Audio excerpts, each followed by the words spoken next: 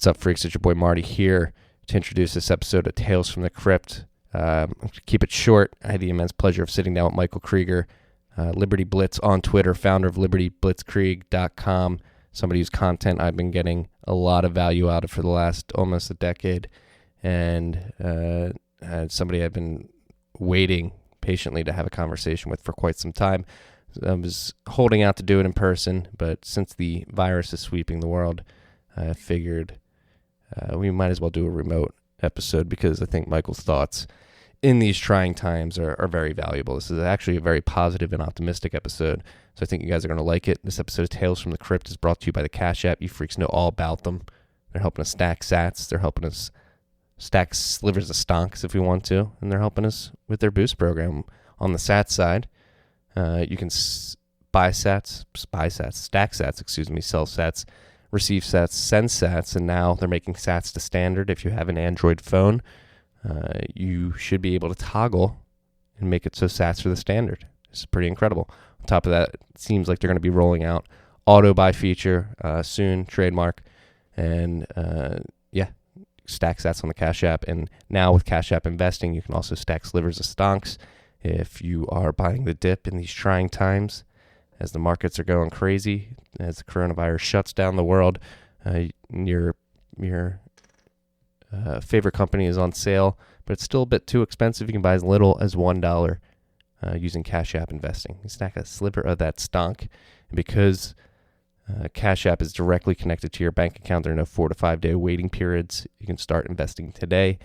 Cash App investing is a Square subsidiary and member SIPC.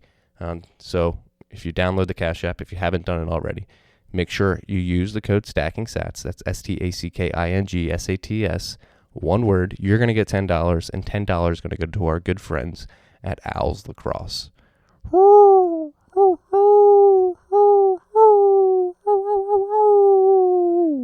Download the Cash App today, and please forgive my early morning podcast ad voice. About to record with Rodolfo Novak. He's the only person I'd wake up very early for to record a podcast. So we're about to rep it. I think you guys will enjoy that too. Enjoy this episode with Michael Krieger. I had an immense pleasure sitting down with him, and again, very optimistic and positive after having sat down with Michael. Enjoy. Okay.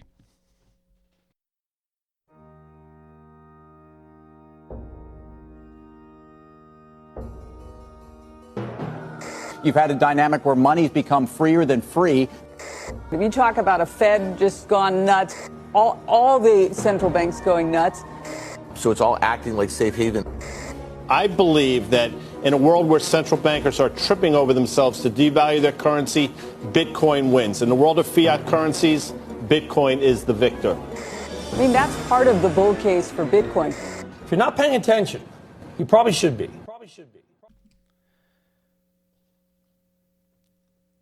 What is up, freaks? Welcome back to Tales from the Crypt. It's your boy Marty Bent here. Very excited for this episode. Sitting down with somebody I've been reading for, almost a decade now, it feels like. Definitely 7 or 8 years. Somebody's inspired me to start writing and is one of my favorite warriors for freedom in the digital age. I'd like to introduce you freaks to Michael Krieger, founder of Liberty Blitzkrieg. Oh, Marty, thanks. That's such a nice introduction. I want a lot of people to understand that one of the biggest purposes of me doing what I do, writing, tweeting, all that stuff, it's not for money, obviously, because you don't really make any. It's to try to inspire other people to question their lives, what they're doing, how they see the world, so that then they can repurpose their own skill sets towards essentially ushering a new era, a new world, a better world, which is, I think, what all Bitcoiners want.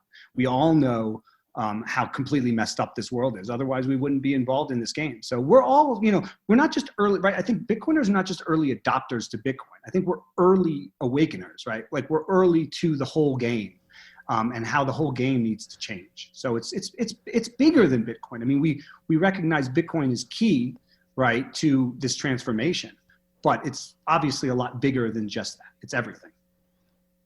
No, I completely agree. And again, thank you for all of your writings over the years. They've helped me, and I fell down the rabbit hole of Liberty Blitzkrieg after the 08 crisis, and you sort of illuminated, like you just mentioned, my eyes to the messed up parts of our society, mainly the banking system and the security apparatus and the government that we're subjected to.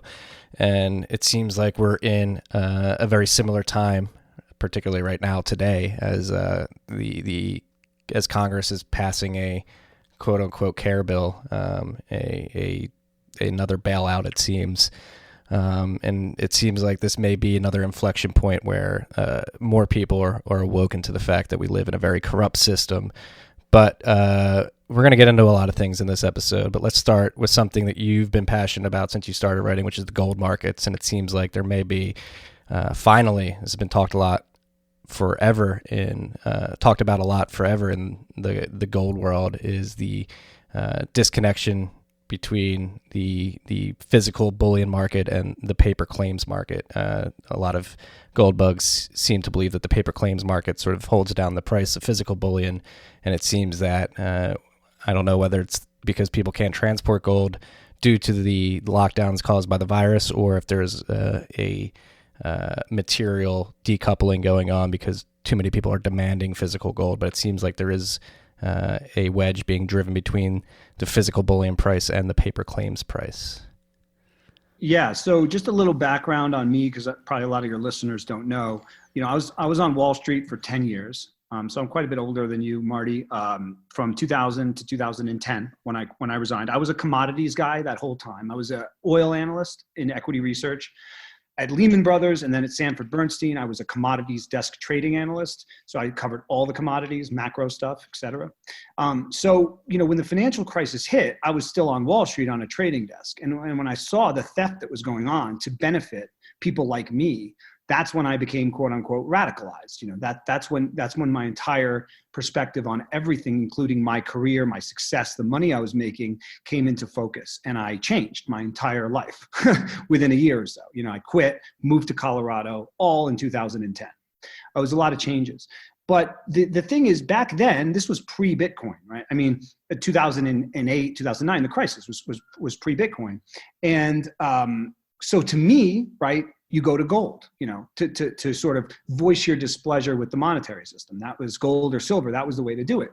So whereas a lot of your listeners probably discovered a lot of things through Bitcoin, right? How things work, started questioning it by digging into Bitcoin.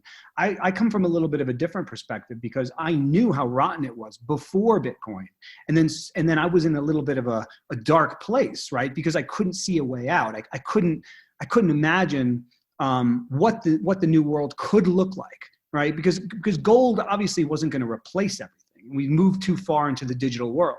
So that when Bitcoin came out and I finally really took the time to dig into it in 2012, then it was like, that changed my life because I could get out of the dark hole because I saw an alternative. I saw a digital alternative and I saw the genius of it.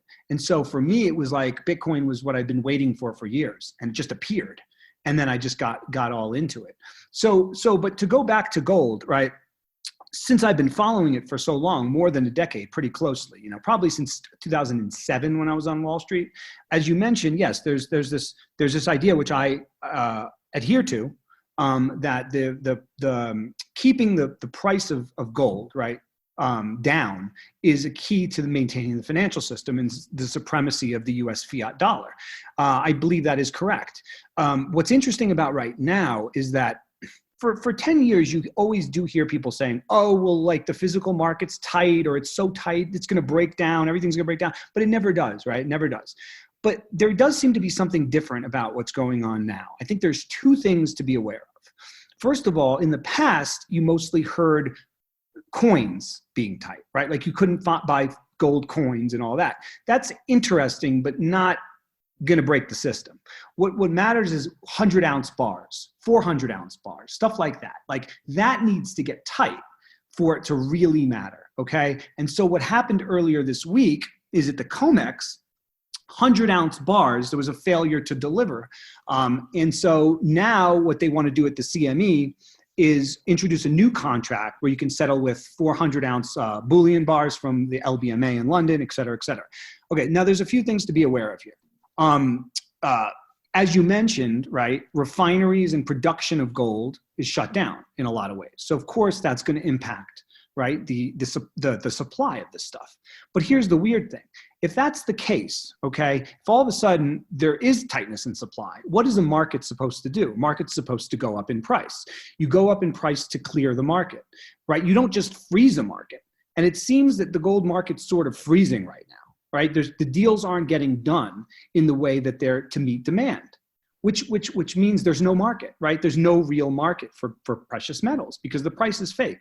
So we seem to be at an interesting inflection point. Now, I don't want to overplay this because people do overplay this all the time, right? We don't know yet how this is going to play out, but it's got my attention. It's got my attention in a real way that it hasn't for a long, long time.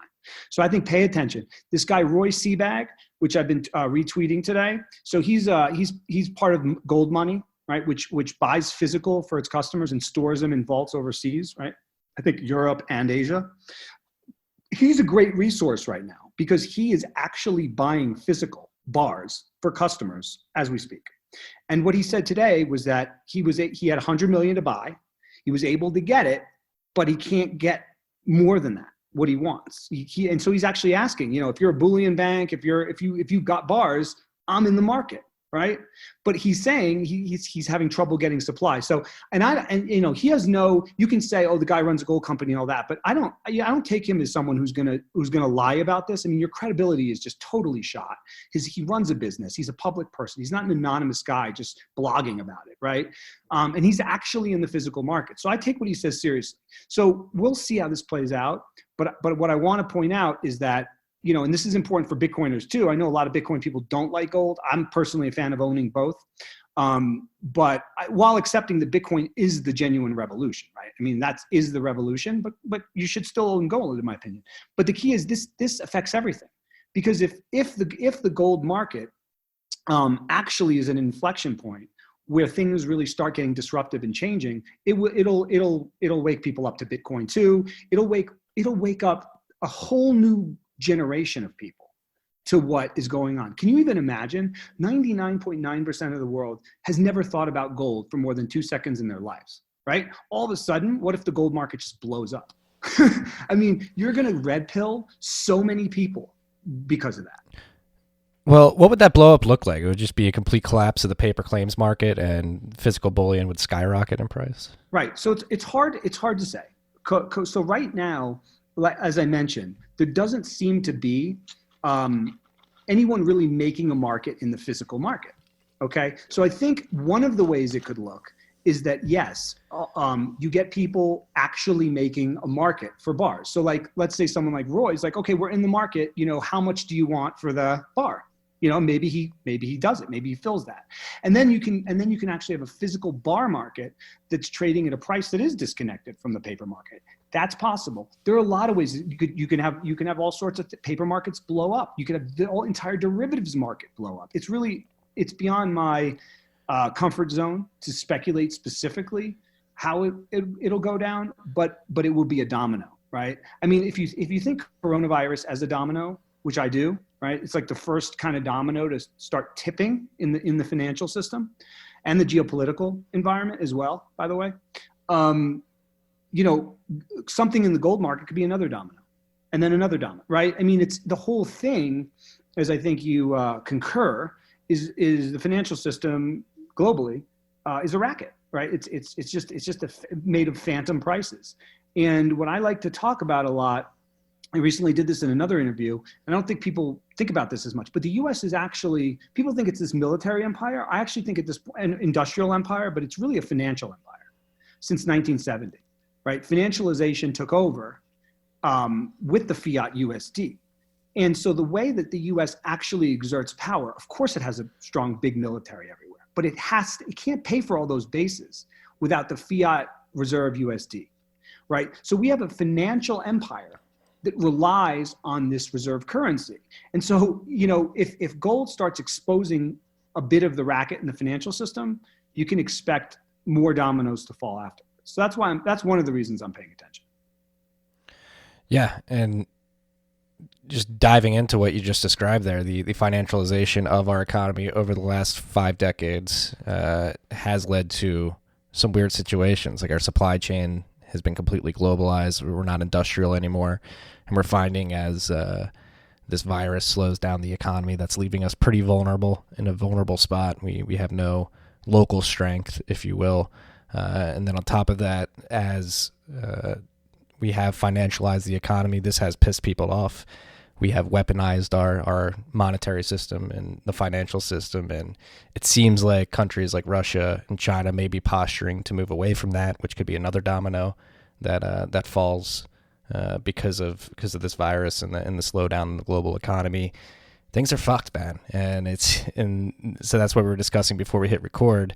There is a bailout that just got passed through Congress. I believe it still has to go through the House and get signed officially. But it got passed in a unanimous fashion, which you said is never a good sign. It seems like they're trying to paper over the systemic problems that exist. Do you think they can do it again after 2008?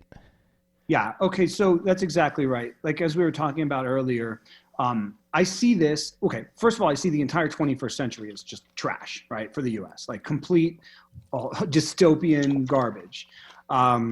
From 9/11, right? I mean, for me, 9/11 was very personal. You know, I'm a New York City kid, grew up in Manhattan.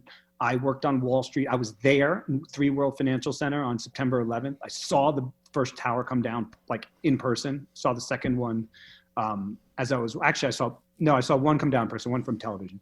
But anyway, it was a very personal moment. And I saw how my government abused me afterwards, because in the aftermath of that being so personal, I got very emotional. You know, I was one of those people like, oh, we got to get those terrorists. We got to anything go, let's just do this.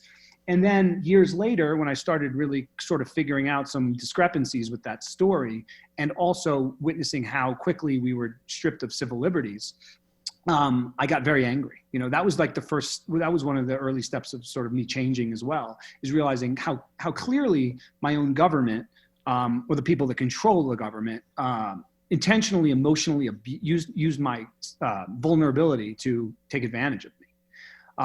And then they weren't able to do that in 2008, right? But that was the next crisis where they consolidated power, right? And you've seen, okay, the proof is in the pudding. Okay, when you see levels of wealth inequality skyrocketing because financial assets and real estate bubbled up like crazy again, and the people who have access to cheap money are just making leveraged bets on that at the lows, you see the results. Okay, you forget these statistics of GDP or average this or average doesn't matter, right? What matters is like what's the median? How's the median person doing? And you see life expectancy has been dropping, birth rates are at multi-decade lows, suicides through the roof. Yes, of course, like certain people are prospering, but a lot of people are in a depression, right? 50% of the country's probably been in a depression for the last 10 years. Nobody talks about them, right? Journalists don't talk about them, right? They just interview, hedge fund billionaires. It's pathetic. So here we are at the third, right? The third big moment, crisis of this century. And what the establishment, right, the oligarchy is attempting to do is further consolidate power. And as I mentioned to you before we recorded, this is what power does, right? We're an empire, okay, and an oligarchy. I call it the Imperial Oligarchy, which means power, there's great power, great wealth, but it's concentrated into a few hands, and those hands run the country in various ways. So what are they going to do in a crisis? Of course, they're not going to reform, right? I always say empires don't reform, they collapse. There's a reason for that. It's because they don't ever get a wake-up call, right? Right? Because if their last 2 attempts to consolidate power and pillage worked without response, right? If they were able to keep things together while pillaging and consolidating power, of course they're going to go for it again. So right now where they're going for it again. Here's where I'm hopeful. I'm hopeful for 2 reasons.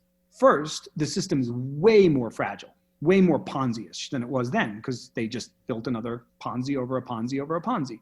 But secondly is generational, right? I mean, I'm sure all your listeners are familiar with like the 80-year cycle outlined in the fourth turning. And that's really important. Like, so for you, for example, you're quite a bit younger than me. So when, I think you mentioned during the financial crisis, you were in college. Okay, you had no voice at all, right? You're just a college kid reading my stuff. Well, guess what? Now you have a voice, right? You do. You have a big voice. And not just you, but a lot of people like you. So I think that there is a capacity now to push back. And we have Bitcoin, right? We have things we can do. So there's a capacity to push back in a way that didn't exist then, right? Like I'm a Gen X, almost a millennial, but basically very late Gen X. And I was one of the few people, you know what I mean? I was like screaming into the wilderness. I feel like I have a lot of allies now, and a lot of allies that are younger than me that weren't around and didn't have a voice. So, let's do this, right? Let's do it. Let's raise hell. Let's act. Let's do whatever the heck we can. And I think we can actually use this, right? They say never let a crisis go to waste. We should take that to heart, right? We should not let this go to waste.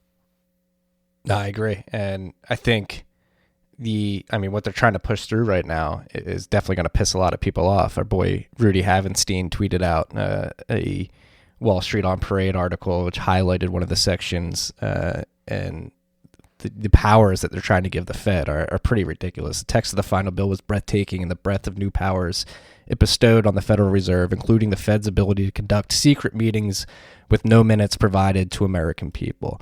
And this is one of my favorite topics that you always talk about, is the two-tier justice system and the basically black box that is given to the Fed and the powers that be, and we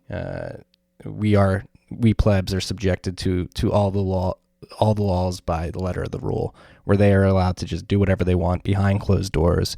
And like you said, every crisis they try to consolidate more power, and especially after the last 12 years, the Fed's reaction to 2008, it's going to be hard to believe that they can fix anything going forward, considering how bad they messed up.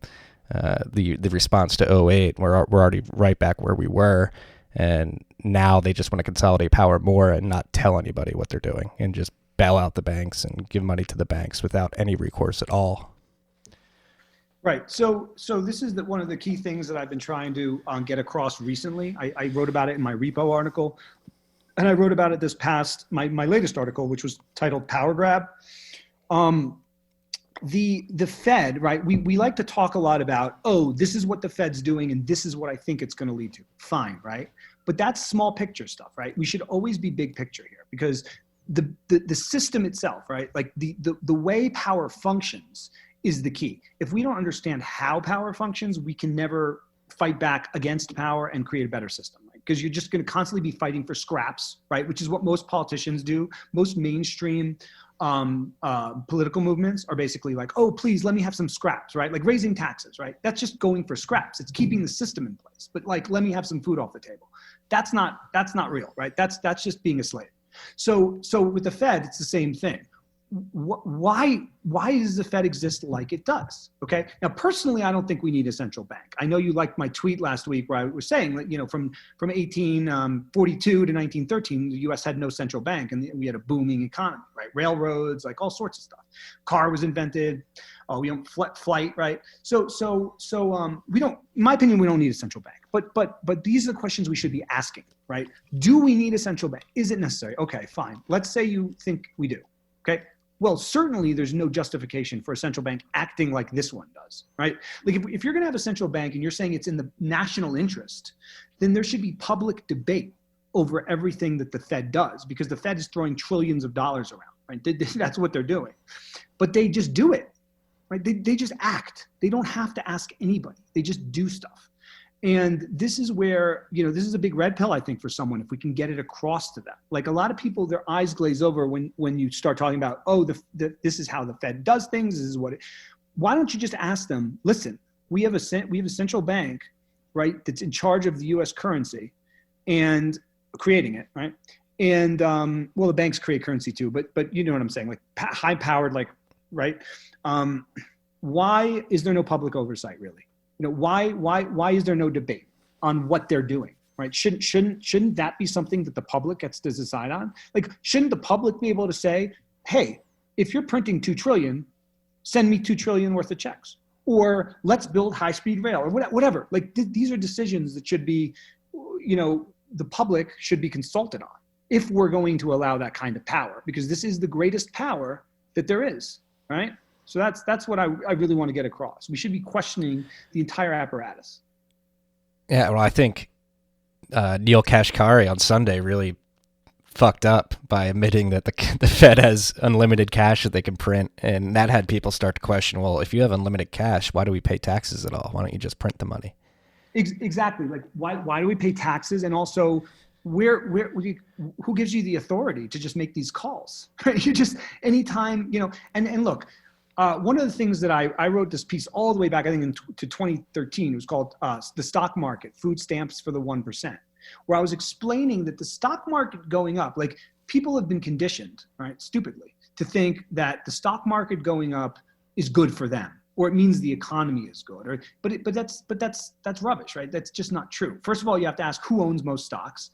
Second of all, you have to ask, why is the stock market going up, right? Like, in certain periods of history, let's say the railroads are being created, okay? The world is changing in a fundamentally good way, I would say, right? And you get a boom, right? Or the automobile or something like that. And so innovation is changing the world, and you probably get a stock market boom. But stock market booms aren't always like that. So the last 10 years, right? Like, I wrote this tweet. I said 2010, 2020 was bullshit. Like, the whole thing was bullshit, right? And I believe that. I mean, tell me what amazing, other than Bitcoin, right? Other than Bitcoin, what amazing innovation that really changed your life, like, in such a wonderful way, happened over that decade? I mean, certain things, but really, no. I mean, it was mostly bubble asset prices going up, because it wasn't just stocks, it was bonds, it was real estate. And the beneficiaries of that, you see it. Again, the proof is in the pudding. The primary beneficiaries of that are people who own assets. And particularly people who own assets with leverage, right? You borrow. And right, the only experience most people have with this, and this is something most of your listeners probably realize, but you need to think about it. The only potential for an average person to make money off leverage is buying a home, right? Because you're borrowing, usually 80% of the value, putting down 20% equity, and then if it goes up 50%, you're not making 50%. You're making much more than that, because if you sell, because you use leverage. But here's the problem, right? Most people that buy a home and they make those big gains still need to live somewhere. So if you sell your home, you got to go put it into another home that's also risen in price. But if you're a financial speculator, right, or if you're one of these guys that that have excess money, right, you're not buying your primary residence, but you're buying like Blackstone did, right, after everyone got kicked out of their homes.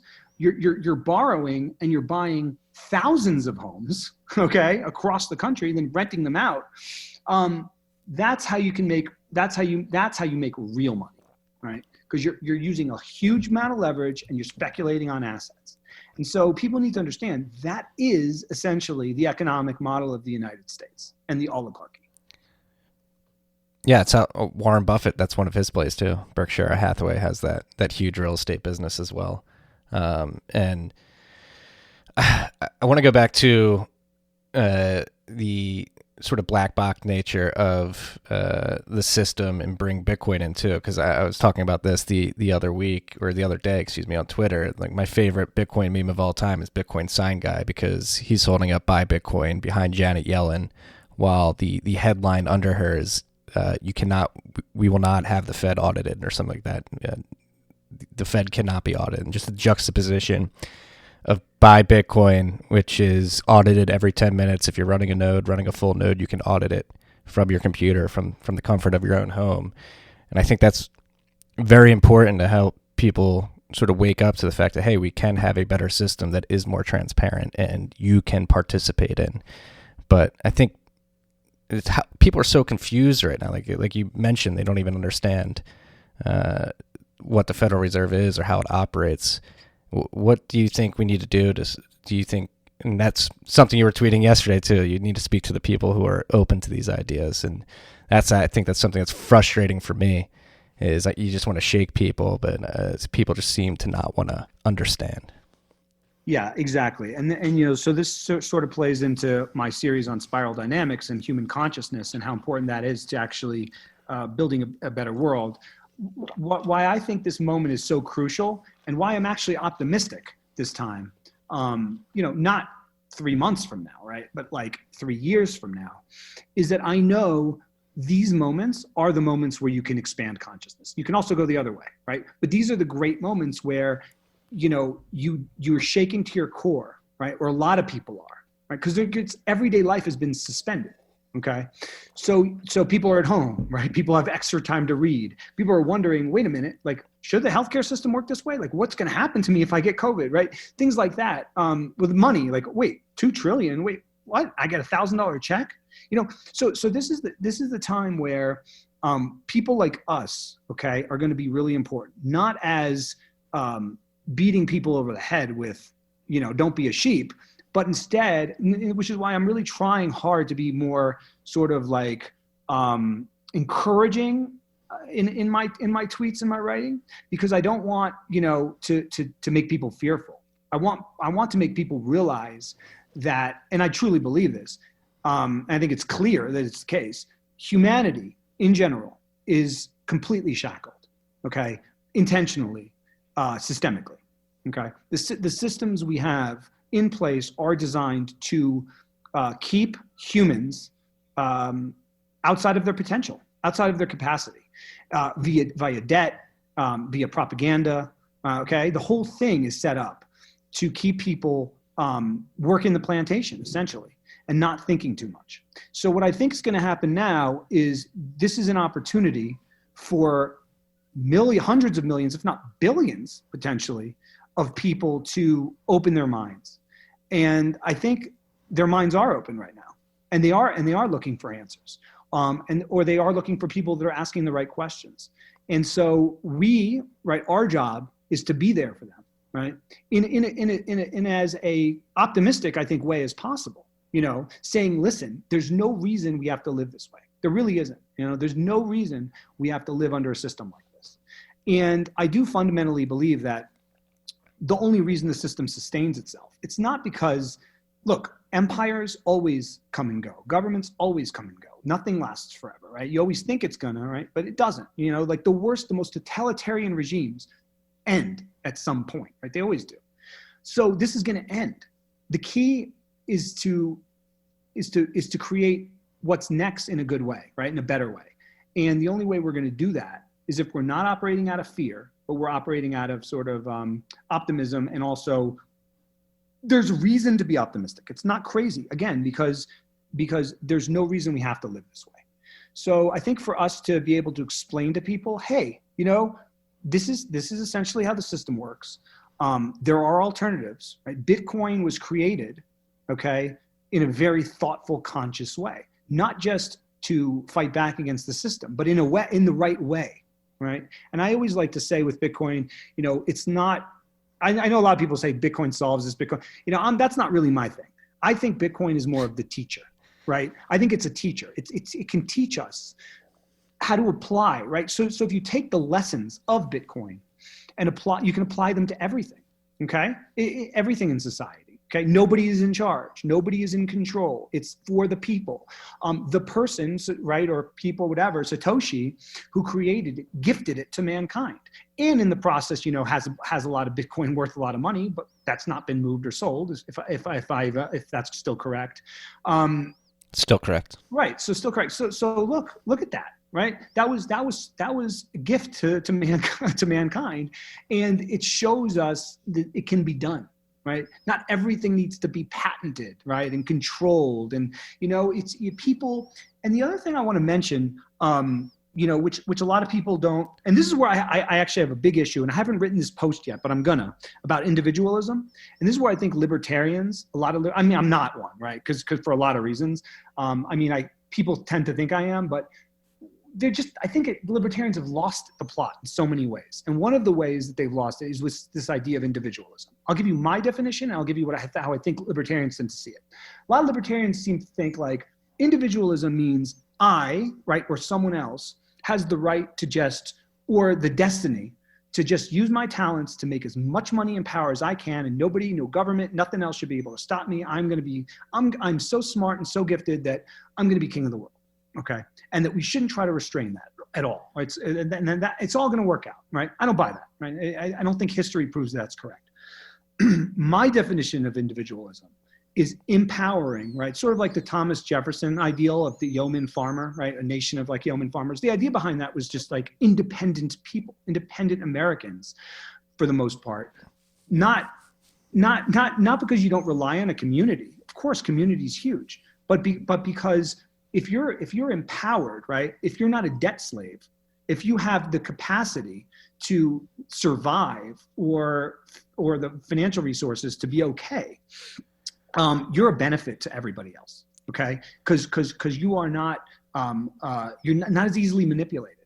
Okay, and so for me, the goal is to get as many people, right? Not to have a few handful of talented people with all the money, but get as many people as we can to be empowered individuals, be empowered people, because then they will empower their communities, and then they will empower the world, and that's one of the key things for me, of my mission, I guess you could say, is to empower people, right? Yeah. No, and I think Bitcoin's an incredible tool to do that, right? It helps us get away from that mindset of conspicuous consumption and having to chase for yield in the stock market and other investment vehicles. It allows us to basically save money and accumulate capital and find that independence that you just described. And I tend to agree as well. That's one thing that the last 50 years has really destroyed, is communities all the way down to the family, the nuclear family level. And this is tearing society apart at its seams, and we need to reverse the trend. Like you mentioned, pretty sure after we hit record, birth rates down, opiate addiction up, suicides up, average American can't afford a $400 emergency expense. This is not what strong societies look like, and Bitcoin can really help reverse that trend. That's why I focus on it. Yeah, and as you mentioned, right? I mean, and as I was talking about earlier, if you are in a precarious life situation, right? If you're in a ton of debt, you can't afford the next bill without your employee. If you can't get healthcare, for example, like linking healthcare to an employer, right? So you have to have a job to get healthcare that's somewhat affordable. Again, it's all designed to disempower the individual, right? To attach you to a system that is pernicious. And I believe, this is 100% intentional. It's not an accident, it's intentional, which is, again, why whenever there's a crisis, the number one priority is not to help people. It's to maintain the structure, right? That's the only thing that this, coup, I'm calling it a coup, corporate coup, bill that they just passed is intended to do. It's intended to prop up the system, because the system is a system of control and essentially of debt slavery or financial feudalism. Right. So that's all they're trying to do. They're not trying to do anything else other than prop this thing up. And how it was so evil how they sold it. They were saying they were going to get every American who lost their job under a certain tax bracket was going to get $2,000 a month plus $1,000 per child. That's how it was sold last week. And now we find out, if this bill passes and gets signed into law, $1,200 once in May, and the banks are getting a $2 trillion bailout paid for by the taxpayer. Yeah, exactly. It's just this gigantic con. Like I said, when you have a Senate bill passes 96-0, it's you're being conned. You know what I mean? Like every single senator has made sure to insert their favorite lobbyists' provision. That's why it passed 96-0, right? They don't work for you, obviously. So again, look, we don't need to live under this. Okay, to my point before. Things always change, the systems change, monetary systems change, empires change. So there's no reason to think this is not going to happen now too. We just need to make sure that the change we get is a change for the better, and I think that's what everyone involved in Bitcoin wants, particularly those, right, who have been around.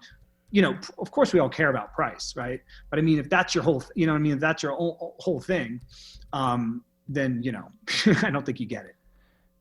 No, this is not about price at all. And I'm pulling a tweet up that you tweeted out earlier this week because I want to talk about this, basically what we need to move forward. And you listed out a bunch of things. You've been tweeting out a bunch this week, so it's hard to find.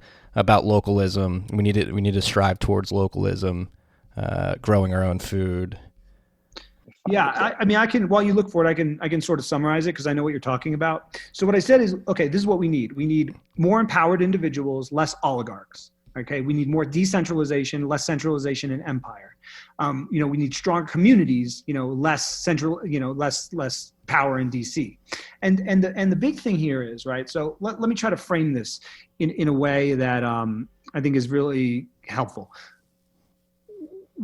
Right now, we're at what I hope is the pinnacle of big versus small, right? Big business versus small business. Organized oligarchy versus empowered individuals, okay? Where it's such an extreme, right? Like the wealth of a small amount because of bubbly asset prices versus the debt of others, right? So for example, I'm sure you saw this, but I wrote about it in a recent piece, the sugar babies, right? These poor college girls that are in debt, right? And there are these services that are essentially prostituting them out to old men with money, right? Who own the assets. They know that these college girls are broke. And it even there's even a bonus that they, right? If you sign up with a .edu, you get some sort of a bonus from these sites, right? I mean, which tells you. Sickening. Right? And so, but this is the problem, right? Like, how do we accept this, right? How do we accept our young daughters being prostituted to old men in a systemic way because they have debt and one group has assets? It's repulsive, right? And it just shows you how fallen we are as a society. And so, we need to restore this balance, okay? Like, at the very least, we need to take the pendulum from over here, which is big, giant megacorps, right? Oligarchy, imperial ambition, and swing it as far the other way as we can, okay? And this applies to all aspects of life, okay? And so, obviously, yes, the ethos of Bitcoin is precisely designed to do that, right? I mean, it's still small. I mean, that's the beauty of it, right? It's still small enough that people with real money, right, that want to put real money to work almost can't, because you're going to move the price too much, So it actually gives the public an asymmetric advantage. Our advantage is we don't have that much money. So like, as a percentage of our money, we can put a decent amount if we wanted to in it, just as a flyer even, and hope for the best. But a big, you can't just put in, if you're worth Bloomberg money, 60 billion, what are you going to do? How much of your wealth can you put in? You can't, right? So it's brilliant in that way. And so it fits into the whole ethos of this. And, people talk about, oh yeah, well, Bitcoin ownership is very concentrated and all that, but okay, but listen, right? Like I just said, it's one of these rare markets where you can having less money to put to work is actually to your advantage in Bitcoin at this point, because it's still small enough. Yeah, evens the playing field. And it is crazy to think how early we are. And so how fast do you think a transition to a Bitcoin world would happen if people do wake up? Do you think Bitcoin is ready for the mainstream if it were to be called upon? Okay, so here's how I see it. First of all, I know as a lot of people pointed out, we're at a monumental moment, right? Because the halving is a month and a half away. And if you look back at prior cycles, I've been involved in it for several of them, two of the halvings now. And it does a similar thing, or it's done a similar thing, right? Like, the price starts to get better, right? Bottoms well before, price starts to get better during, the halving, but then the real move is the next year, right? So like, the giant move was 2017, 1 year after the halving in 2016. Same thing I think it was the same thing in 2013, right? I think that was the giant spike after the 2012, right?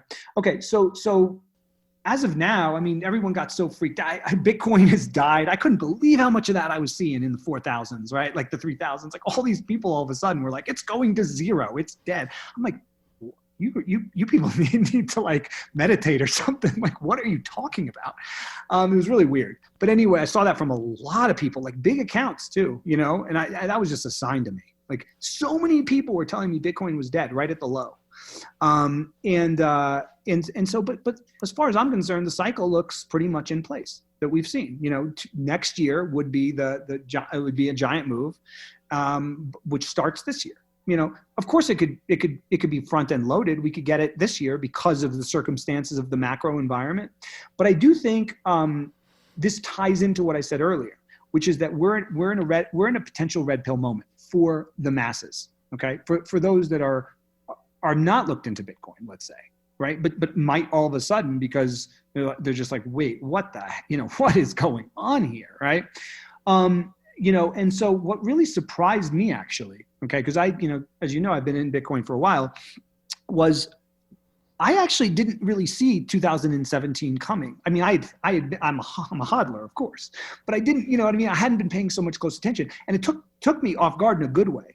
that all of a sudden, right, we're like, there's this giant, there's all these people in Bitcoin I never even heard of, right? And they've got these big platforms now, and people are coming in, and right, there's this whole wave. And I was just sort of just like, whoa, where did this come from, right? But it just came, right, and into 2017. I think that's gonna happen again. Okay, I think we're gonna see a whole nother wave of people, adopters, thinkers, Bitcoin philosophers, whatever, coming in the next year or two. And is Bitcoin ready? I think so. I mean, I think it's ready for that. I don't know that it's going to necessarily, a lot of people think everyone's going to just be using Bitcoin for everything because of Lightning and all that. That I don't see, in the near term, maybe in the future. But what I do see potentially is it competing globally as some sort of a reserve asset, because I've actually, quite frankly, I've been surprised, and maybe it's happened that we don't know about it, but I've been surprised that some of these sanctioned countries haven't used Bitcoin to settle, let's say, commodity transactions. Sort of, why wouldn't you? Okay, if you're locked out of the USD system, yeah, go ahead, Marty. I was gonna say, there's rumors that Venezuela and Russia have used Bitcoin to trade medical supplies and stuff like that. Okay, interesting, right? So I would be surprised if it didn't happen. Okay, the only reason I would guess that it wouldn't is maybe because statists are statists. Okay, so like a state, and if you look at Russia and China, they've clearly made a bet on gold, right? They're trying to use that as the asset to increase geopolitical positioning after a reset, right? And they haven't done Bitcoin, I think, partly because they are statists. They are also statists. But when you think about, like you just said, if you actually are locked out of the USD system and you need to sort of make a market, they probably want to do their own currencies, again, because they're statists. But really, I mean, Bitcoin makes sense. And so I think that's going to happen, right? I think it's going to happen at some point, and that'll be a huge deal, because you can't do it with gold, right? You can't. It's too hard to ship the gold from this and that. I mean, you could do it maybe to like make final settlements, but it's too hard. The other thing that I want to mention just real quick before I forget is, and this is something that I've been saying for a long time, like 5-6 years, but I think it's going to be an important signpost for when we know Bitcoin is about to fly. And maybe it doesn't happen this cycle, but when people are willing to take a big discount if you pay in Bitcoin, right? Mm-hmm. So for example, like I mentioned before, when I made T-shirts in 2013 to sell them in Bitcoin, right? I didn't make any profit off of the shirt, right? Like my cost to make the shirt is basically what I sold the shirt for, okay? But I just wanted the Bitcoin, which turned out to be a smart idea. So that's when I think that's when you think you're gonna know that some sort of a turning point is coming. If someone says, okay, here's my apartment. If you pay in dollars, it's $1 million. If you pay in Bitcoin, it's 900,000, right? That tells you that person wants your Bitcoin. Right? Because he's making an upside bet and saying, I want real money. And he's also saying, hey, this is easier maybe than putting $900,000 into Kraken or right? Or Coinbase and buying it. Right? Just exactly. So I think that's something to look out for. You'll know that, right? Yeah. No, definitely look out for that. And then actually, outside the podcast and the newsletter, I'm involved with some mining operations on oil fields, and that's actually something that's making me incredibly bullish. Is the oil and gas industry waking up to the fact that they can actually use Bitcoin to become more efficient. So especially with climate craziness going on and the emissions laws in place, these oil and gas companies are highly incentivized to be as efficient as possible with their vented and flared gas, which prohibits them from producing oil at the end of the day. If they vent or flare too much, they have to shut down production. Bitcoin allows them to consume that gas and not waste it and lower their emissions and basically profit in many ways. They're able to sell that gas. And if they're not at this point yet, but I think they will eventually get to the point where, in America at least, oil and gas companies will be the biggest miners as well, because it'll be a supplementary revenue stream for them on top of their oil sales. So is this related? So that's interesting. I hadn't heard that aspect. Is this related to I heard the power plant thing, right? Where the power plant is mining Bitcoin. Is this sort of related to that? Like you'd sell the excess gas to a gas-fired power plant that's then mining Bitcoin? Or are you saying that the oil and gas producers, themselves are somehow monetizing directly? Yeah, so it's a bit different. The upstate New York power plant that you're thinking of, they're on the grid, and they're basically using the gas that isn't being sold to the grid in off-peak seasons to mine Bitcoin so they can keep their plant open. But during peak seasons, when people need that energy, they're going to sell it to the grid, and they'll shut down the miners. What I'm talking about is actually on the oil fields by the production, where you're not on the grid, and so there's no competition with the grid for Bitcoin miners. And again, there's so many. No, I was just gonna ask, like, how are they? How is like an E&P company, an oil and gas company, processing the gas, the non-flared gas, to actually generate the electricity to mine the Bitcoin? Like, who's doing that for them? Do they? How does that work?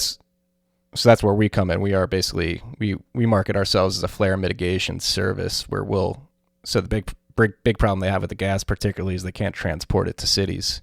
It's not economical to build the pipes, and like you just alluded to there, the gas isn't always clean enough to consume at the consumer level. And so we show up and we basically say, hey, instead of building a pipe that's hundreds of miles long, we'll build one that's a dozen feet long. We'll run it to this generator. Depending on the quality of the gas being produced at a certain well pad, we'll adjust our generator accordingly and then turn that on and plug miners into that. That's a great idea. Wow. I like that. That's smart. Yeah. Really good. Yeah. No, man. I heard of that. It makes me bullish on Bitcoin, because then you get the oil companies having an aha moment and then they go to bat for Bitcoin. Exactly. That's the thing, right? I mean, it's not, you don't want to Bitcoin's for everybody, right? Like you say, it's for anybody. It's not, we can't control like who gets involved or what. That's just not what it's about. So, having a big tent isn't a bad thing. Like you said, I mean, if you get, right, it's almost a way of lobbying without lobbying. Okay. If you get people that are entrenched interests, realizing the economic value of Bitcoin to themselves, that creates a constituency of support, which is one of those things where I just never really take seriously the whole, oh, they're just going to ban Bitcoin, right? Or they're going to just, because it would be such a stupid thing to do. It would be such a ridiculous, it would wake up more people than it would, scare. It would just be the final FU to millennials, right? Like the one thing that you found that you like that may have made you a little bit of money. We're going to shut that down. You know what I mean? You stupid peasants. So yeah, no, that would be, it would be interesting, right? Because like, just to see, I don't want it to happen because it would be really disruptive and ugly. But part of me is sort of just like, it'd be interesting if they tried, because I don't think it would work out, right, the way people think it would work out. No, it would completely validate the whole value prop, and then they're trying to push yeah, it would, and they're trying to push like the digital government coin on people, and they don't understand that it does not compete at all, and they're completely out of their depth. Yeah, I think this bill originally, I don't think it was in the final version, but I'm sure you saw it, the digital dollar they're talking about and all that. Like, it's like the Fed is going to run this digital dollar and be throwing money into your digital wallet that the Fed, I mean, whoa, like this is some dystopian stuff, right? Like you can keep your $1,200 check. I'll pass, if those are the strings attached. So. Yeah, well, it seems like they scrape that for, instead of the Fed following you, the CDC is going to be able to track your metadata and let people know if you've been vaccinated or not for this virus. I saw something like that. Yeah, it's funny. I mean, well, this is one of the things that also, I mean, I've seen a lot of people mention. There are two things, I know you didn't ask about this, but I think your listeners might find it interesting. I mean, I think what we need to be thinking about, even beyond Bitcoin right here, because issues of, being free, okay, which I know are very important to both of us, extend beyond Bitcoin, of course, right? That's the monetary realm. Like there's all sorts of ways you can be more free. Besides that, and two of the things that I think are going to come out of this coronavirus crisis when it's over is, one, I think big cities are going to lose people, okay, in a big way, and it's not going to happen overnight, but over 5 or 10 years, okay. And so I'm someone, right? I'm a New York City guy. I live in Colorado now. I live in a city of 100,000. Love it. Best choice I ever made in my life. but I think the sort of process that I went through, and I went through that in the last crisis. That's why I got out. I think a lot of people are going to come out of this just being like, particularly if they're young people that are like 32, maybe like, first kid, second kids, like, wait a minute, like what's the upside, right? When you have a baby, right? Or a couple, and you're living in New York City, you realize real quick that all the advantages of kind of living there go away fast. You're not staying out to the bar at 2 a.m. all the time. You're not going out to restaurants that much. It's just not that kid friendly of a situation. And so, you're going to want to go. So I think that's one of the big things that are going to come out of this. And I think it's great, right? Because right now we do have this concentration in a lot of ways of capital as well as ability in the big cities. And I think that's really bad. That's centralization. Okay. So if we can get, and I encourage this, right, it's going to be bad for the big cities, and I'll love New York forever, right? It's where I grew up, and it's going to be bad for them, but it's going to be good for the country and it's going to be good for people. And I encourage it because if we can decentralize like pods of people all over, right? Like Louisville, Kentucky, like Akron, Ohio, whatever, like Buffalo, New York, right? You spread out talent and capital all over the place. That's good. Right? That builds a stronger country, builds stronger communities. So that's what I think is going to happen. I think the other, right, which is a trend that's already very much in place, is unschooling, homeschooling. Okay, because the school system, I think you probably would agree, it's not there to, teach. It's right. Go ahead. I was going to say, before you get into this, help me give the pitch to my wife. What pitch should I give my wife on this? I've been trying to incept this into her mind. This is going to be hard because my wife was pretty much on board. She's even more, sort of like, which I'm lucky, sort of counterculture than me. And I'm pretty out there. But I would say this, first things first, we're reading this book right now. Get it, read it with your wife together, right? It's called Unschooled by Carrie Macdonald. And what I really like about it, first of all, she's a really good writer, but she's doing it right now, right? Like, so she has little kids, and she's been doing it and is doing it and explains why, the philosophy of it, all that stuff, gives you a whole huge list of books to read. And so look, after that, all you have to do is you can't convince someone, right, to come to your position. What you have to do is show them stuff and let them come to it on their own. That's always what works. So I think you just say, hey, let's read this together and talk about it. Right. And discuss. But it's a great book. And I don't know if are you familiar with the difference between unschooling and homeschooling? It might be worth addressing real quick. No. Okay. Let's jump into that. Right. So unschooling is more radical than homeschooling. And it's the path that we're going to try to take. We'll see, what happens. We're open to changing as things go, right? Because that's what it's about. But okay, so unschooling is no curriculum, like at all. It's trusting that your children, you'll notice what they're into, what their strengths are, what they want to be doing, and you encourage it. So like with our older son, like he's been going through a ton of different phases. Planets. Okay, you're into planets. Boom, we're going to the museum, right? Here's 10 books on planets. Let's watch some videos on Saturn or whatever, right? And so until he gets into something else and drops that, which is what happens. And then it's dinosaurs. Boom, books on dinosaurs, right? So it's like that's what we're doing. It's not a set thing for us. It's not like, at 3 years old, let's learn about planets. They come to it, right? They do. They really, really do. And so that's unschooling. The idea is, it's called, the other way of describing is self-directed education. It's trusting your child to learn what they're into at the pace they're into. Whereas homeschooling is sort of trying to recreate the classroom at home, right? Structure at home. Here, you're second grade, this is the kind of math we're going to do. You need to read now. So unschooling is like, it's way more radical. And it's scary, man. Like, trust me, like even for us, like, yeah. It seems like the Montessori way a little bit though. Yeah, it does. Except you're doing a lot of it sort of outside of, you're going to a place. Although a lot of unschoolers do also incorporate, right? Like, resources that are local, or even, so I think what's going to happen is you're going to have stuff pop up, right? Like within communities that are catering to these families that are more interested in trying to do these things. But I guess for me, one of the things, what Carrie Macdonald really does is describe so much of the history of schooling, and where it came from, Prussia, this indoctrination model. Horace Mann actually was a big guy with it. And the ironic thing, but I guess it makes sense, is he was big on bringing that sort of educational system to the United States, but then he didn't do it for his own kids. right? Like he taught his own kids. That's how it works, right?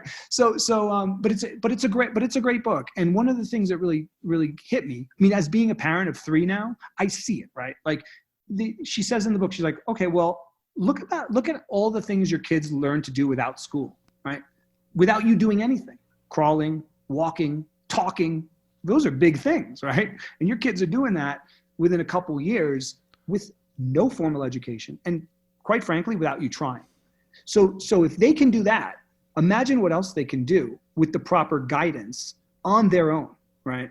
And so that's what I actually think the most revolutionary act I can do in this world is raise kids to be free critical thinkers, and that's what we want to do. No, I mean, you touched on it there, but a lot of people don't know the history of schooling, the fact that it was basically exported from Prussia, and the system was created in Prussia so that people would just fall in the line and obey orders and basically become cogs in the machine. And I think that's very obvious that has slowly happened over time here in America. I always hated school, and I always learned more outside of school than I did inside and just all by myself. But it's hard to get people out of that. Your kid needs to go to school. You're going to be socially ostracized. How are they going to socialize? And there's a ton of pushback in that regard. Yeah, I mean, the thing is, see, I was one of these guys that was really good at school, but I always knew it was BS, right? Like I have a good memory, so I can memorize. That's pretty much all it is. To get good grades, so I have a good memory, so I got good grades. I played the game, like some people are just. It's something to do with my disposition, but some people who I know, I've had a lot of friends like this who are brilliant, right? Like brilliant people, but just in their soul, right? It was so soul crushing. Like I could play the game, without it crushing my soul, but like it's so soul crushing to them. They just fail out of school, because they can't. They're smart enough to do it, but it's like they can't. It's sort of like the realization that I came to in 2008. It's like I was really good at Wall Street, like I was like my career was booming when I quit, but it was crushing my soul at that point, and it was just like I couldn't do it. Like no amount of money could make me stay. You couldn't give me any amount of money to go work on Wall Street. Period. And I think some people are like that with school. But then what happens to these kids, right? These kids are destroyed. A lot of times they'll commit suicide or end up right with drug problems or whatever, because you're not giving them any space to be who they are. You're basically saying, do this, do it right, or you're a failure. And it's really terrible. And I look back and if I was unschooled in some way, I would be a completely different place right now. I don't know what I'd be doing, but I'd probably be in like some foreign country, like studying like, dolphins or something, you know what I mean? Like I wouldn't have gone to Wall Street. That's for sure, and so that's what I want. What I want for my children is to be a guide. That's how I view my role. It's not to tell them how to see the world, how to be. They are their own souls. They're their own people. I'm here to like guide them in a way that's, I believe, is ethical and right so that they can be the best people that they are, not so that they can conform to what I believe is a completely twisted world. And imagine the renaissance that could be incited if more and more people went down this path. Imagine the creativity that will be unleashed and the productivity that will be unleashed as well. To stay on the positive tone, like these are very positive things that could be enabled if more and more people awaken to the fact that this is, number one, possible, and two, probably beneficial. Right. So the big sticking point here, and this is what I've written about this too and tweeted about it, and it's a big problem, is that a lot of people would do it if they could. Okay. So we're now in a situation where we live in a pretty affluent city. Okay, and it's been very common to see mothers, right? Because again, we've had 3, have new babies and not want to go back to work, but have no choice. Okay, so we see this, the myth that we've been told is that, oh, it's so great that both parents are working because everyone wants to be a cubicle slave, right? Which is obviously not true, right? Women don't have a choice. Men don't either, okay? There is no choice. There's no choice to stay at home, right? You literally pretty much can't survive in a lot of cities, right? That way. You'd have to almost completely pick up and move to somewhere it's so really, really cheap, which again, I think is going to happen, right? To do it. But we do, but I think this is another fundamental thing about our society that we need to question, which is why don't any parents have a choice? Why are we so economically indebted, right? Or struggling on this hamster wheel that a parent, should they choose to stay home with their kids, it's almost an impossible decision. So another question we need to be asking, because as you say, let's say 10% of the population would want to do that, would want to unschool. What percentage of them can actually do it, right? Without like being destitute? That's a problem. Why is that a problem? Because it stops the renaissance you just mentioned, right? Prevents it. So again, this is another cog in the machine that keeps us down. Okay, there's lots of them. There's lots of them, and that's another one. We don't have communities that care for each other anymore. We don't have strong local areas. There's so many things that we need to change, but we can do it. But we'll never do it unless we start asking the big questions. Which is what I know you do and what I'm doing. So. Yeah, no, I think I wholeheartedly believe that sound money, getting back to a sound monetary system, is I think probably step one in enabling all of that. You got to fix the money first before you can even enable the capital accumulation needed to make that possible. And go ahead. No, I was saying, yeah, exactly. So, for example, right now, you need to, if you can save any money, right? The way the system's designed, as you know, is you have to then start chasing assets that go up, right? To stay in the let's say socioeconomic spot you're at, because you're intentionally not able to just, and then you can't focus on work, right? And then people that do actual work and make a bit of money lose out because they're not able to speculate in the same way. They're not able to leverage in the same way, and so their savings are constantly losing out. So that's to your point. I mean, if we had a way to save, right, that held value and allowed you to save a nest egg and then actually do stuff with it without having to buy stocks on leverage, that's a sane society. Nobody, right? Like, how can people focus, right? A carpenter or like a plumber or anything. How can they like focus on their trade when they know that any money they get, they have to like somehow speculate on Apple with? It's crazy. No, it's insane. And then again, it leads to a decay of the family. Money stress is a big stress. It leads to fighting, and the divorce rates at all-time highs. And it's tearing apart society. And that's why I do have hope that the pendulum is starting to swing away from this type of thing. And thank God we have Bitcoin and people like you out there on the front lines trying to educate the rest of us about the possibilities of a different world. Yeah. So one of the, I mentioned it, but I do want to repeat it because I do think it's important. Okay.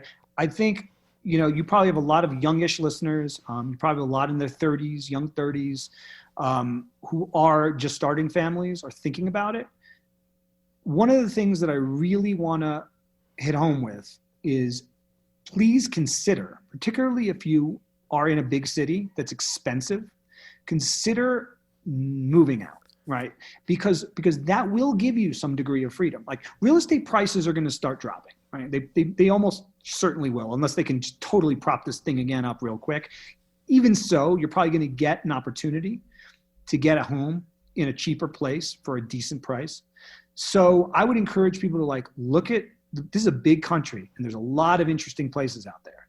And I would say, listen, consider doing that with you and your wife, your husband, your young family.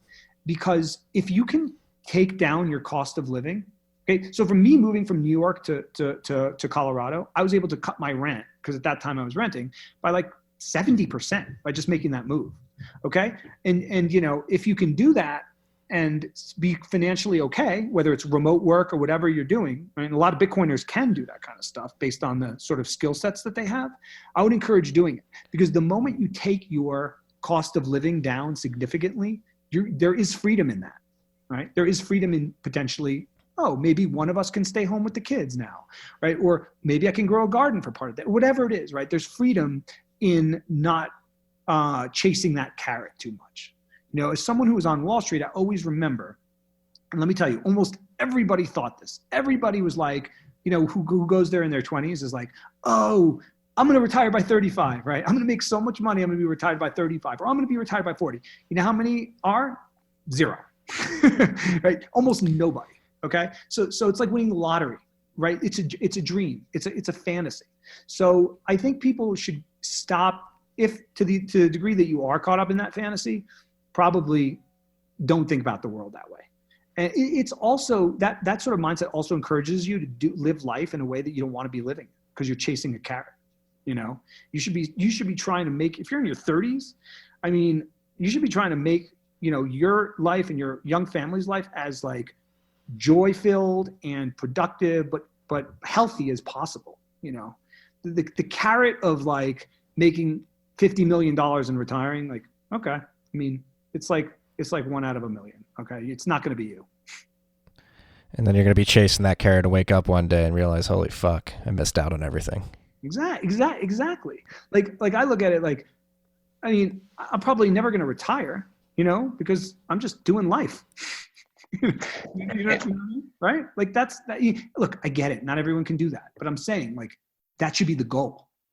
That should be the goal, right? The goal shouldn't be like, okay, you're gonna have $50 million and you're gonna retire at 50, and then what are you gonna do? Golf all day? I mean, that literally sounds like torture to me. No, this is, as I can speak from experience, we are moving out of New York as soon as our lease is up later this year to a smaller town with less expenses. No, I mean, I'm from Philadelphia. We're going to move back to the Philadelphia area. That's where my parents are, my wife's parents are. We've got big extended families. So it's... Then you get that whole support network. And that also can help you get freed up to do stuff too. You know, if your parents can help out, if her parents can help out. Yeah, no, it's, I've been away from Philly for, like 13 years now. It's just time. It feels like I've been away from home for this whole time, and I'm getting sick of New York. Like you mentioned, I don't go to the bars till 2 a.m. anymore. Now that we have a child, we're not going out to dinner every night, and the rent is Yeah, there's a lot of upside if you're in your like 20s, right? But then it's like the value goes down fast. Yeah, I mean, I had a lot of fun in New York. Met a lot of great people. That's one of the things I'm going to miss most is the access to intellectual capital that you have. But as we're seeing now with this quarantine, we can just Zoom call people now. So I'm not going to miss it that much. But I agree wholeheartedly. There's a lot of people on the wheel, particularly in New York City, and they wake up and they're 35. Some of them have not had children yet, and they're like, "What the hell am I doing?" Like. Well, it's interesting, right? Like what you said. I had this epiphany when I left Wall Street when I was 10 years there. So I was about 31, 32. That's when I quit. I looked at my future, right? And I said, okay, if I stay here, I will be successful. I will make a lot of money. And then I'm going to be in Connecticut at a country club wanting to blow my brains out, you know? And I was like, nah. So I was like, so because part of that too, you know, would be, you know, it's just the way it works, right? I mean, the sorts of people that I would meet, maybe the sort of person that I would end up marrying would have certain expectations of me that I wouldn't necessarily want to fulfill because I don't want that. Okay. So it was much better for me to move to Colorado and then meet my wife later when I wasn't, right, when she wasn't marrying me for my money. You know what I mean? Like I was living in like not a great apartment in Colorado with no real job. You know what I mean? So that was a good situation, you know? So it's like, I met the person that wanted, you know, to be with me for me and also wanted to live a life like I want to live, which is not being in a suburb of New York at a country club. Yeah, it's the Fight Club quote. You're living paycheck to paycheck to buy things you don't like to impress people, to buy things you don't need to impress people you don't like.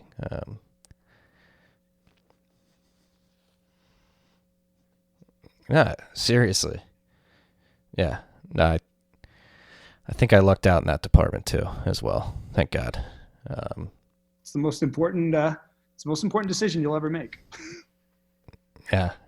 It's it's been a great journey so far. We've been married for almost 3 years now. Child a month into life with a child. It's going good. I recommend you freaks get married out there. It's I got married young. I got married at 25 and people were making fun of me, but I'm very happy I did. Right. It's the thing with that.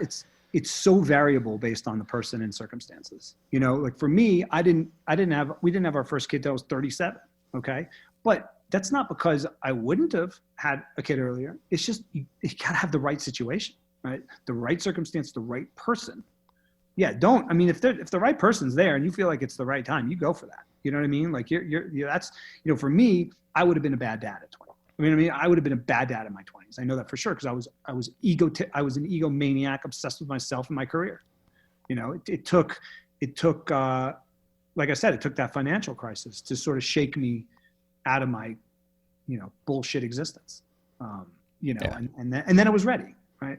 But yeah, I have friends that also, had their first kid 26 and married with several kids, and it was perfect for them. It's like people love to say like, oh, you should wait or you should early. Listen, do what's right. We're all different. Do what's right for you. There's no freaking secret formula to this stuff. Like, stop pretending that there is. No, the secret formula is that you'll know when it's there. Just strike while the iron's hot. I guess this has been a much more positive podcast than I was expecting. I thought we were going to get doom and gloom on the this bill that's getting passed and the constriction of powers. But if you really take a step back, take a 1,000-foot view, where we are at this given point in time in history is actually pretty incredible, and there's a lot of opportunity that lays before us. Yeah, and I'm going to even be more optimistic. Okay, I tweeted this out the other day, right? Like, so I do think 2010 to 2020 was total bullshit, right? Like basically some innovations, but for the most part it was a joke, right? It was a bubble, total bubble. Like, I do think once we get past this period, my prediction, right, and we'll see if it's right, is that probably really starting more towards the latter half of this decade, but I think we're going to see true innovation, like in maybe energy and healthcare and in things that will allow us, even agriculture, things that will allow us to free ourselves, 3D printing, right? Or things like that, right? And, and I'm saying like innovation at the level of internet, right? At the level of railroads, at the level of automobile, right? Like the stuff sort of that we're waiting. We're just like, okay, like, are we really going to just have bubble after bubble, or are we going to actually like change this world? Are we going to innovate? I think it's coming, right? I think this crisis is going to be a spark for a lot of people, but I think we're going to have an age of inventors. I think that's coming, right? The age of invention, I think, is coming after this, we get through this period. And so, look, my message is this. Look, we all have different circumstances. We all have different capital. We all have different abilities, whatever it is. My message is this. There's no one size fits all, right? Like, I don't have the answers for everybody. I just have what I think are answers for me. But I do want everyone listening to this to think as deeply as possible about where they are in life, what's important, and how can they change their world in a positive way, right? The easy one is just saying like, hey, I'm going to just have a different attitude. Right? Because if you have a different attitude, you've met those people, right? Where you're out and about and they just have a thing to them, right? Like, they're just so positive and nice. It makes you like happier, Mm-hmm. Be that person. I'm not saying I am. I'm just saying like, you can do that, right? You can do that. No, attitude's huge. And that's actually one thing. When I went through a pretty extended bout of unemployment around like 25, 26. I actually got married when I was unemployed, which is crazy. That's how you know your wife's really ride or die. And no, I had like a moment where I had a bad attitude, or a stretch where I had a bad attitude, and really had to change that. And changing that led me to writing the newsletter, to starting this podcast, and it's just had ripple effects that have paid off for the better in the long term. Exactly. And one of the things I want to say too is like, know your skills, right? Know your skill set. We're all different. We all have different, everyone has something that they're better than someone else at. And so, do that, figure that out. And and the key thing is if you can't, the world is not going to just change magically. Okay. Politicians are not going to change the world for the better. The only thing that's going to change this world for the better is if enough people change. And you can do that. You can totally do that. Everyone can do that. Okay. It just takes a little bit of courage. It takes a little bit of thought. But the key thing is, and I really do believe in this, what you put out there is going to come back to you, right? It's just like the idea of karma. And it's as simple as when someone is extra nice or kind that you meet, you're just like, it hits you, right? And you almost want to be extra kind to the next person you meet. And so that's it. Just try to put out That doesn't mean just saying everything's rosy when it's not. What it means is putting out energy from yourself that's good energy, that's positive energy. Not trying to think of every situation of like, how can I win, but thinking of like, how can this be a win-win? How can both of us, right? As being married, you better do that. Right. How can we uplift each other? And I'm very happy you said it's a collection of individual actions. That's how we get through this mess. It's not pointing to the FDA or the federal government saying, fix this. Right. Elect good people is like the worst slogan ever, right? Elect good people. I mean, good people, first of all, don't want to be elected. Second of all, it's a savior mentality, right? It's looking for a savior. You're no freaking white knight's coming for you. Okay. You are the white knight. And if you're not, you're in trouble, right? I mean, that's it. Yeah, no, it's, again, attitude and mentality. It's huge. Michael, thank you for your time. Thank you for all you've done for the last decade. Again, really helped me develop a worldview and a perspective, and big inspiration for why I write and do this podcast. So I owe you a debt of gratitude, I feel, and I can't wait till we're able to meet in person finally, either later this year in New York before I move, or my sister lives in Colorado, so I may be out there at some point as well. All right. Yeah, very nice. We'll have a beer or whiskey outside of the pandemic. Yeah, thanks for all that you do as well. Like I said, I mean, we just need a lot of people like us out there more, and just doing our thing and inspiring others to do their thing. Because, I don't want the burden. You don't want the burden of like being like answers for everybody. No, that's not what we're about, right? We're about inspiring. We're about getting everybody empowered. Okay. And so, yeah, thanks for all your work. You put a lot of time and effort into everything you do, like way more, actually more than I do. I don't write as much as I used to, but I got a little tribe to worry about every day. Oh, that's I'm discovering that it is getting harder to write as well. Where can we find out more about you? Oh, thanks. Yeah, so I tweet a lot. I do most of my stuff on Twitter now, so it's at Liberty Blitz if you want to follow me. And then I write at libertyblitzkrieg.com. Once a week really is what I do now. I do thought pieces and I try to make them like really good and thoughtful things, but just once a week without, I don't want clickbait, none of that. I used to do that, which I realized was not good for me or anyone else. And so, Liberty Blitzkrieg at Liberty Blitz on Twitter. If you like what I do, you can donate. I don't do advertisements. Everything's donations, and I do accept Bitcoin donations. I've always accepted them. But if either way, just check out my stuff if you're interested. Thanks. Awesome. Michael, thank you again. I hope you enjoy the rest of your day. Peace and love, freaks.